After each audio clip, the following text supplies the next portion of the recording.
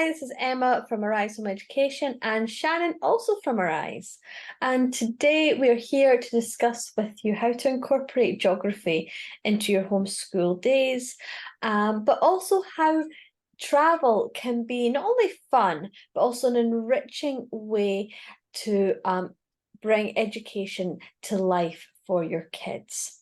So Shannon, as well as being here with Arise, she also owns Captivating Compass. Can you tell us a wee bit about that, please?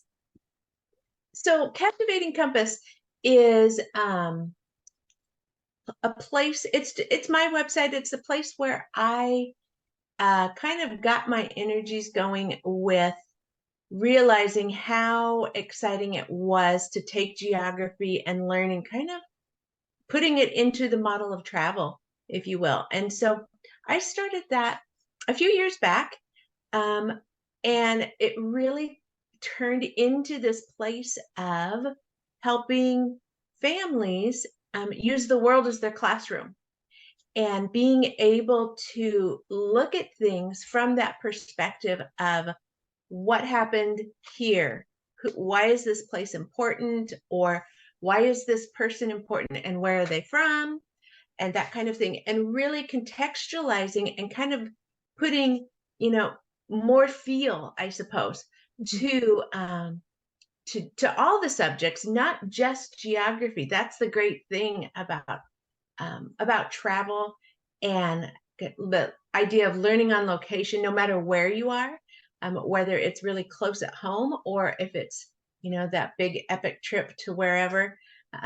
So that's kind of how that got started. It has morphed into both travel and home education information there. It started out a little bit of one, and then I switched to the other, and then I've now just begun in the last couple of years bringing those together, which was the ultimate goal as well, of helping provide opportunities for places to visit and the resources to really make it an intentional visit for home education, so that you get to count all those hours and get all those credits while you're doing something really fun. So yeah, that's in a nutshell, that's Captivating Compass. Brilliant. How have you incorporated travel into your homeschool? Well, I was thinking about this question a little bit earlier, and for those that don't know me, we live here in Scotland, just like you do, and that kind of thing. And we've been here 8 years. But our passion prior to that, we had done some ministry work before we had kids. My husband and I did, and we realized that if the Lord willed, that we really wanted to raise our kids in Europe, and we didn't know how that was going to work out. We didn't know, it was just this big God-breathed dream that we had. And little by little, step by step, in God's perfect timing, because there were a few false starts there to it, we did actually follow through with that. And so those initial trips of our own as adults is part of what fostered the idea. And then being able to actually transition to living here and traveling throughout Europe and that type of thing with our families, both locally and, as I said, further afield in Europe, has really allowed us to enrich our home education journey with a variety of subjects. We're lucky enough that we have a budding archaeologist in the family. And so being able to go to historical sites and go to archaeological digs and really kind of get familiar with a location has been really influential in her path of her career choices and her higher education study choices. And so that's been a big part of it, but it certainly didn't start out that way. It was more of just really wanting a rich live education with living books, with locations that are outstanding and enjoyable and fun, and really bring history and geography and culture and literature and all the different subjects to life. And so that's how we've incorporated it by going to museums, by going on field trips, by taking longer family field trips, as we would call them, um, and go and stay with friends or family, or not even with friends or family, and experience a location or a region and that type of thing. And it has been really valuable and really exciting to do together, really enjoyable. I think some of us may be aware of this whole idea of road schooling. So if you're not aware of what road schooling is, you have these families who might, I'm not seeing anyone in the UK. I actually think there is one family in the UK, but there's a few of them in the States where they buy these big, massive RVs. Some of them buy old school buses and they kit them out and they live in them. And they literally travel. They're like nomadic homeschoolers going from state to state, country to country, homeschooling and learning. And it looks amazing. You see, it looks like the biggest adventure you could possibly imagine.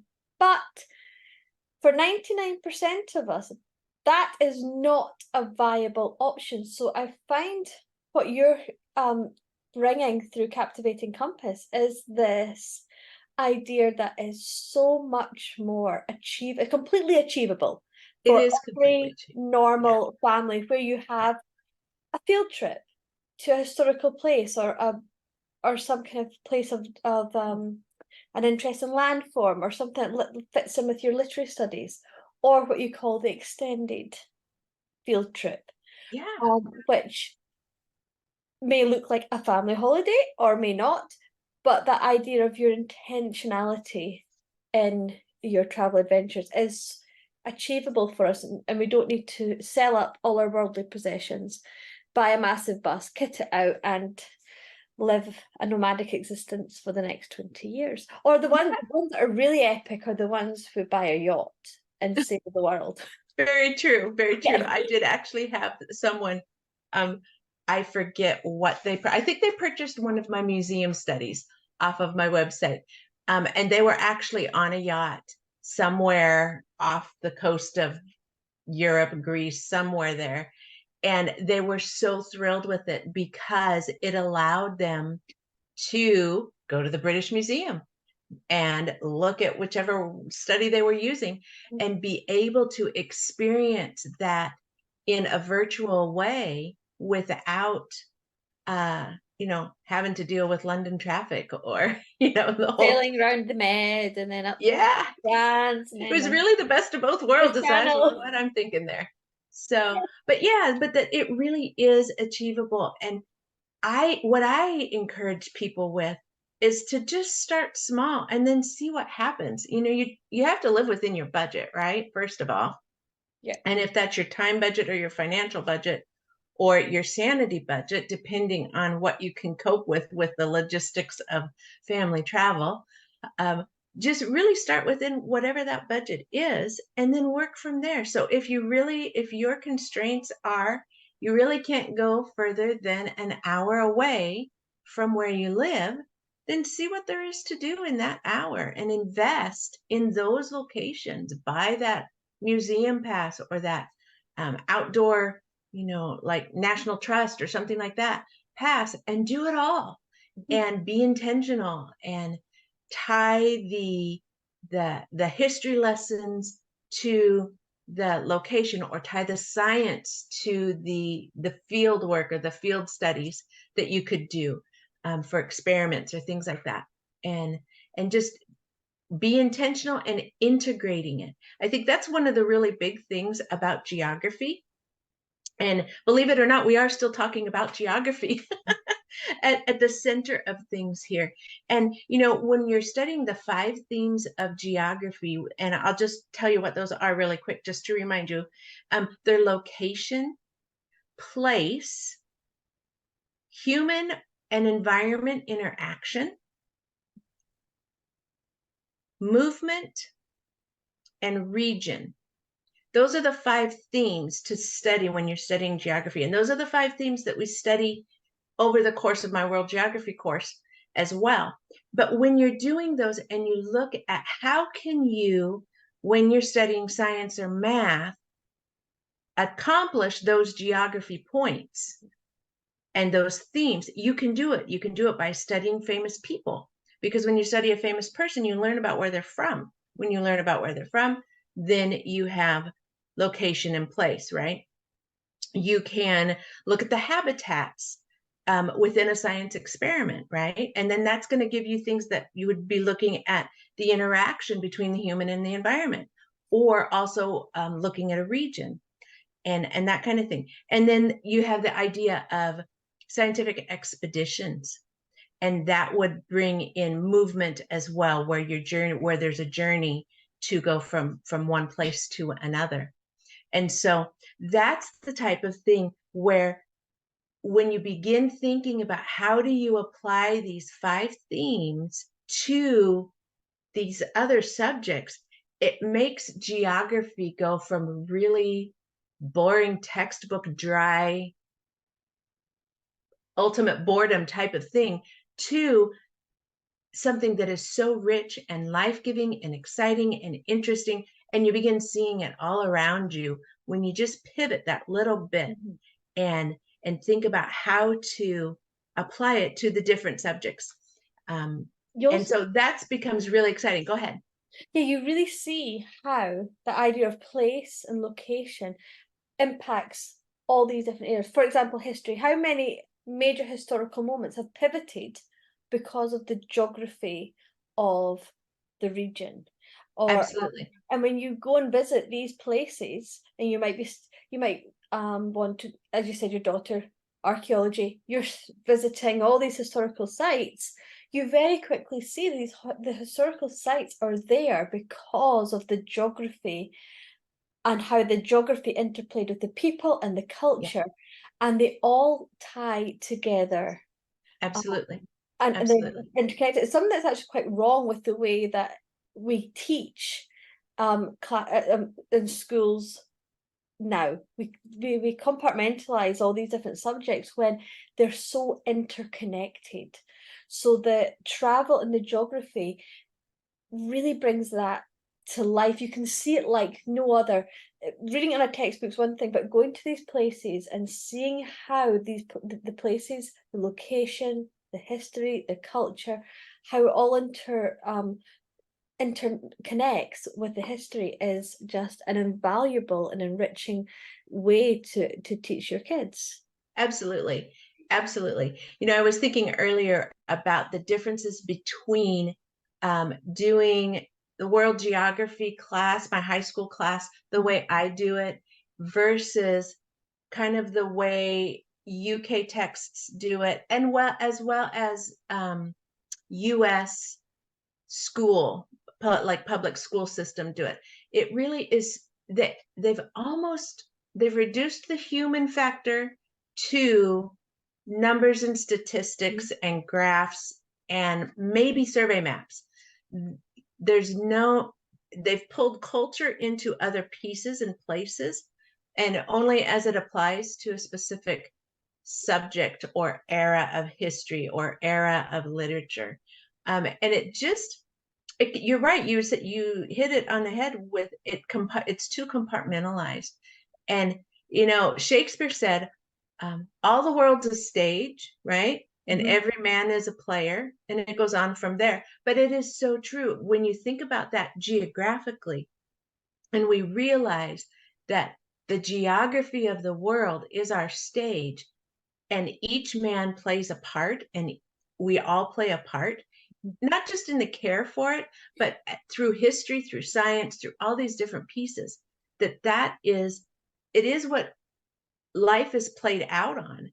And when you understand geography, then you lay your history on top. In the later years, I know we're supposed to be talking about younger kids here. In the later years, and we'll talk more about that at another time, you begin to better understand how history played out because you understand the geography.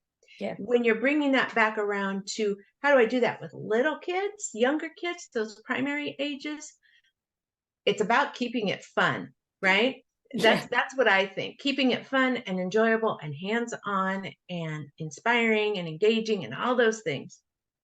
And so that is where if you're not going on those big trips, if you're staying local, and even if you do go on big trips, and I hope that you do, and I hope you get that opportunity, it's about field trips, whatever size that is. And that's what that's kind of what I was alluding to earlier, was this uh, using the world as your classroom, whether that's really close to home within an hour radius, or to the country next door, or just the county next door, or the region next door, or across the water to another place, or that type of thing. And then in those places, find the things that are going to really inspire your kids because of the subjects that they love, and then attach it to the geography there just by going. The very act of going allows you to experience with your senses. And if I were to say to certain friends of mine, coffee in the piazza in Italy, I'd have a handful of friends saying, "Oh my goodness, oh yes, that is such a fun thing to do."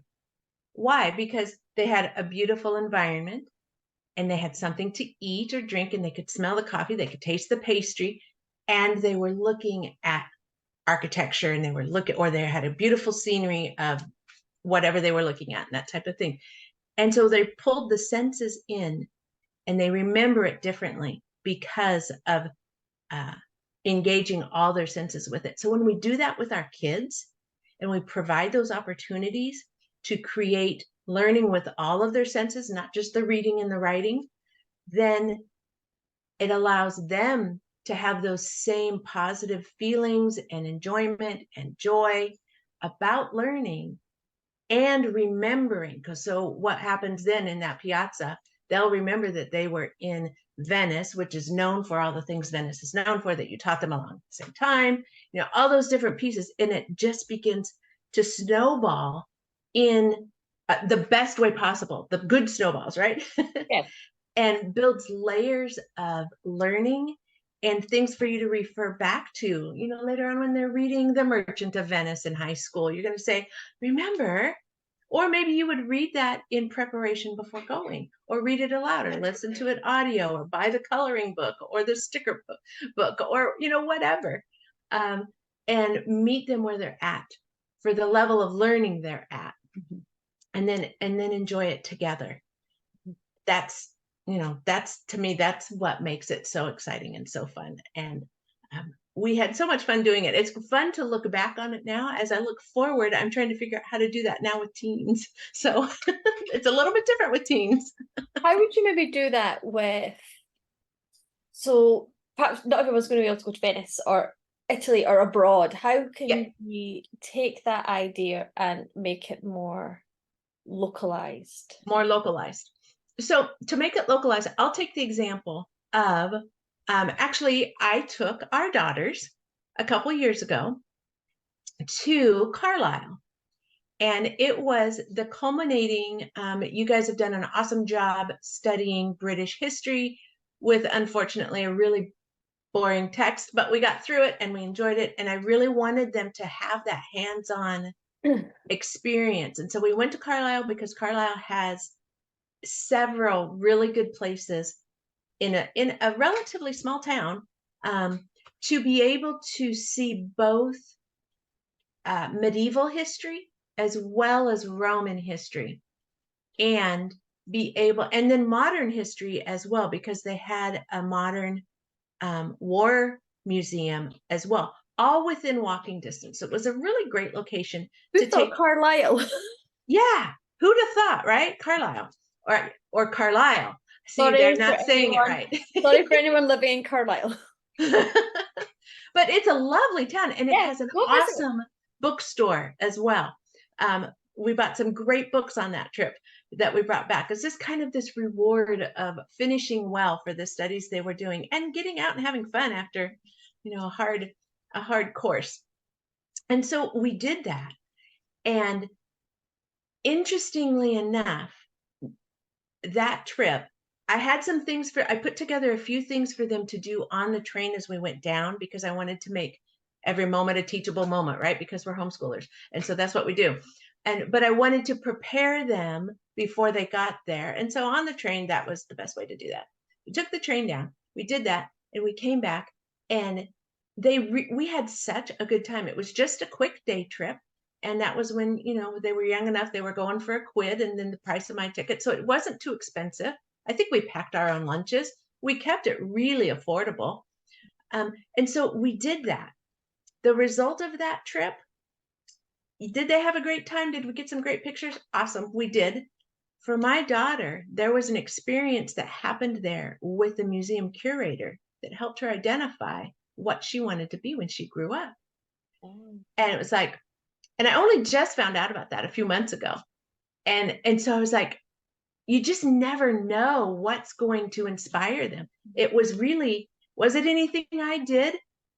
Probably not.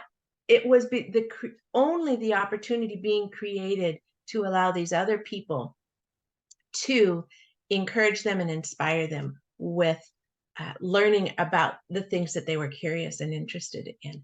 And so that's a little bit further afield than just locally, but it's the same idea. I mean, wherever you're at, we're so blessed with so many great museums and outdoor events and places to go and learn about history and literature and science and all the things. It's just, it's a delight to live here. So I enjoy it thoroughly. Unsurprisingly, science being my thing, I loved physical geography. And when I was actually at school, two of my best memories from high school were geography field trips. So we did one we went to Dollar Glen, and we drove up. So we came up to the River Forth estuary, and we stopped the bus, and we all got out, and the teacher explained, we looked at the geography of the land and how it was flat and how that was perfect for arable farming and all of that, and the floodplain, how it fertilized the land. And then we went to Dollar Glen and we hiked up the glen, and he was telling us all about the erosion of the water and the beginning of the river coming from the hills and all of that. That was really strong memory from not just geography, but from high school. Yeah. We're sitting in geography classroom with the textbook. I may have been writing wee notes to my best pal. Is my memory of geography doodling. classroom. Yeah, my friend and I had my English dictionary, and we would write we would turn little doodles and from the words. We did that in geography. But I remember getting out there and seeing the Dollar Glen and the floodplains of the River Forth. And the second field trip was a week-long one up to Laganlia in the Cairngorms, and we went hiking, we went mountain biking, what else did we do? We did just hikes and walks, and it was amazing. Yeah. We went right up on the Cairngorm with our teacher and the guy from the outdoor centre who we're staying in, and I absolutely loved it.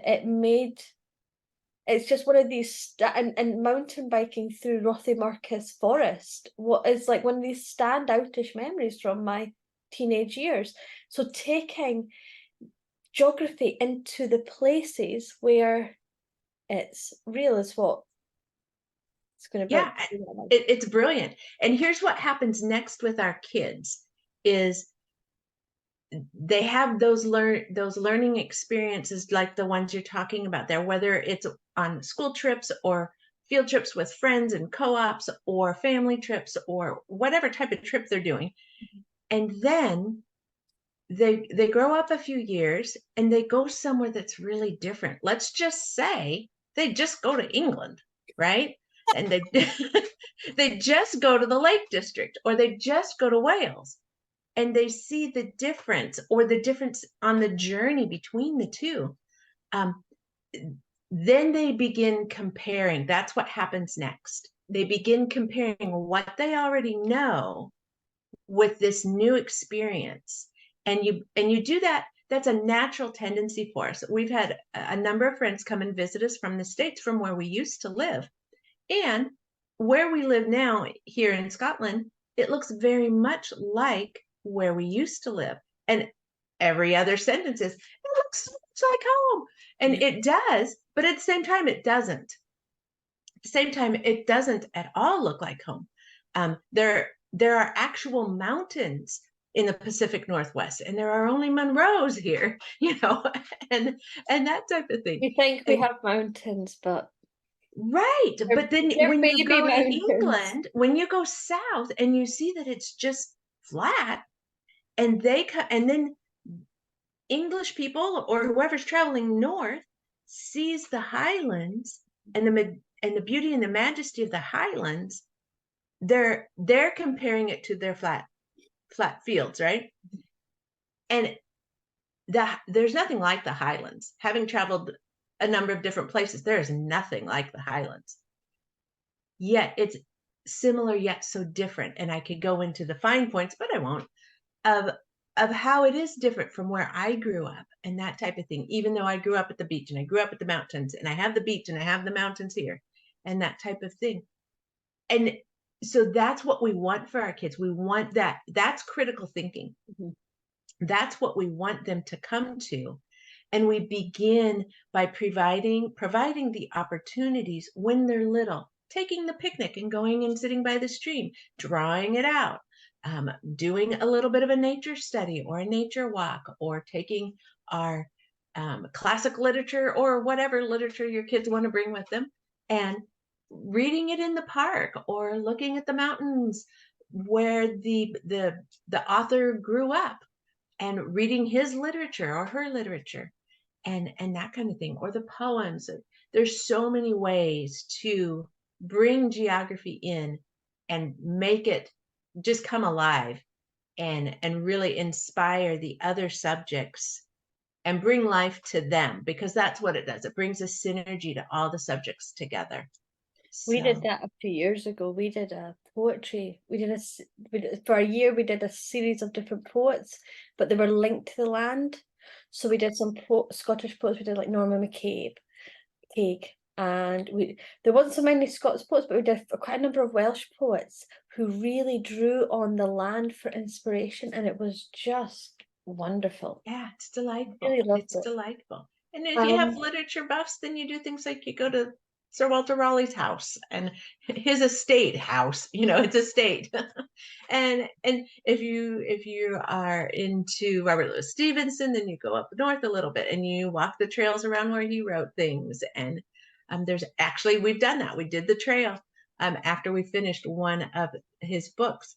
And it was like, really, it naturally does the teaching for you. It's really interesting. It makes teaching so much easier sometimes and draws the questions out of the kids about different things. And yeah, it makes it far more enjoyable for everybody. I loved reading Kidnapped. I Yes. Kidnapped last year, and the adventures of Davy Balfour, and in my mind I've got this map of Scotland laid out in my brain, and I'm tracking with them. Yeah. I'm thinking this would make a fantastic walking holiday. It'd be a very long Well, walking and there holiday. is the trail where There is. and we did it where there's the cave that is thought to be the place that he was describing in the book, and the different things there's a little placard or engraved thing there telling you all about it, and it's a beautiful trail. It's We a can do really the beautiful full little trail. You can place to go. somebody's mapped out a trail from Mull that goes right up to Kinlochleven and along, and then Rannoch Moor, and then you come down by Pitlochry area and Yep. Sussex. I think it was through Pitlochry area that we did a short section of it all. Yeah. So we can't do field trips every single day. What kind of activities on a kind of more week by week level would you recommend for kind of primary aged kids for geography, just their general knowledge and general education, to kind of be able to scaffold these ideas onto? Yeah, because you do want these layers. And so however you layer it, whether it's like pre-field trip, post-field trip, or you're just naturally putting it into your weekly routine of what you do as part of your lessons each week. We've talked about the travel. I'm going through my little list here. So another way is with games. So whether it's online games and that type of thing, if you want to do that with your kids, or they're doing things on their own. So, but there's also board games. There's lots of different, whether they're puzzles, doing country puzzles or geography puzzles. That's really helpful, as is board games like Ticket to Ride is a great board game. And they have all these adaptations now after the first version where you can go all over the world and travel all the places. And while they may have changed the names a little bit, not so much that you can't tell what they really are meant to be, right? So that's a great game that we have done.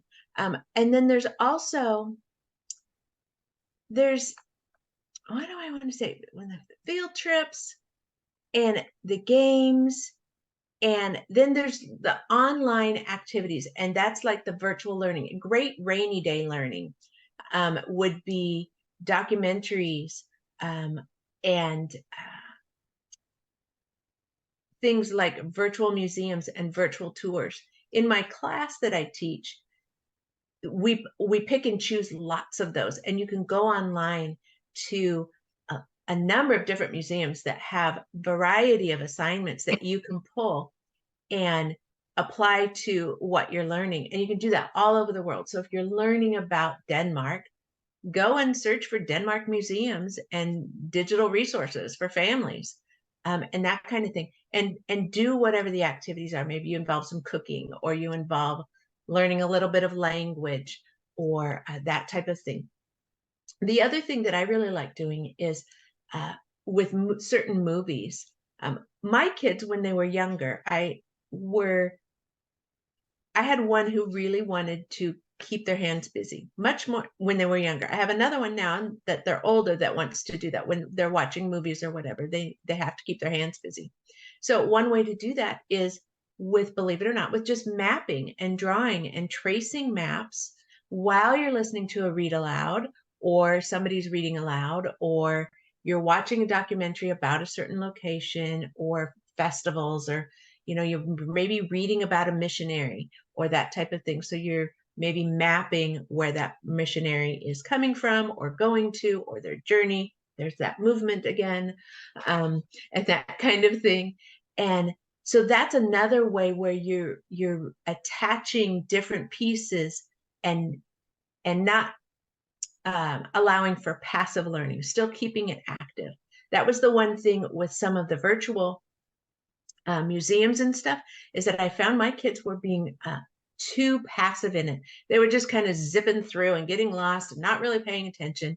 And they didn't really absorb anything. And so that's when I started working on either creating myself or curating resources about a certain theme and pulling those together so that they could track well and do that. And it's the same type of thing that you have on a natural field trip. If you go to the zoo with your kids are just sort of running all over the place if they're allowed to, and looking at it all, and it's kind of feels like it's bouncing off them. But if you give them a piece of paper and they have to do a scavenger hunt, and they have to find 6 animals that start with the letter S, or whatever it is, or you give them an iPhone or a camera phone, and you say, and you put them on a photo scavenger hunt where they're taking pictures and engaging, then those types of things bring that learning about in much better ways. So when coming back to the geography, the games, the drawing or coloring and that kind of thing, online games, family games, mapping games. I love using, just for knowledge sake, Cetera, and there's another one. I forget what it's called. It's in the course. I have it in my high school course that I use. It's similar to Cetera, but it approaches things a little bit differently. And then just have fun on Google Maps. Do Google Earth. Yeah.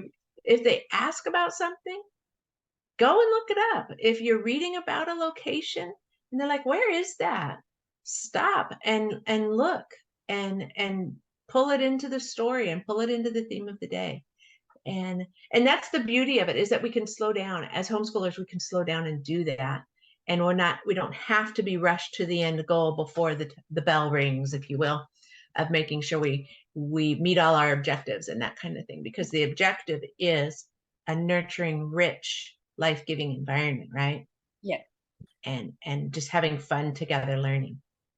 I'm going to put lots of these little tips and ideas in places and in the description, so you can find them again. Awesome. Yeah, we've only got a few minutes left. What I just picking up on something you said, we did a project a number of years ago. Mine were still quite little, and we used the book Give Your Child the World for the summer holidays, and we chose a continent each week, and we met with a couple of our families, and everybody read different storybooks through the week about these different we picked different countries on the continents, and then we came together and we talked about the books we'd read, but we also shared food from that region. Oh, fun. The books might have been forgotten about, but my kids still talk about the different foods that we ate. Absolutely. And Why? Because really, it was their senses. yeah, It's their senses. and they loved that. Yeah. Find anything involving food with my kids is a hit. It's always a hit with kids. So we are running out of time here, and tune in for the next episode, because part 2, we're going to talk more about high school years and incorporating geography. And I know we've touched on that a bit here, but we'll do a bit more of a deep dive into that. So speak to you soon. Thank you. All right. Thanks so much, Emma.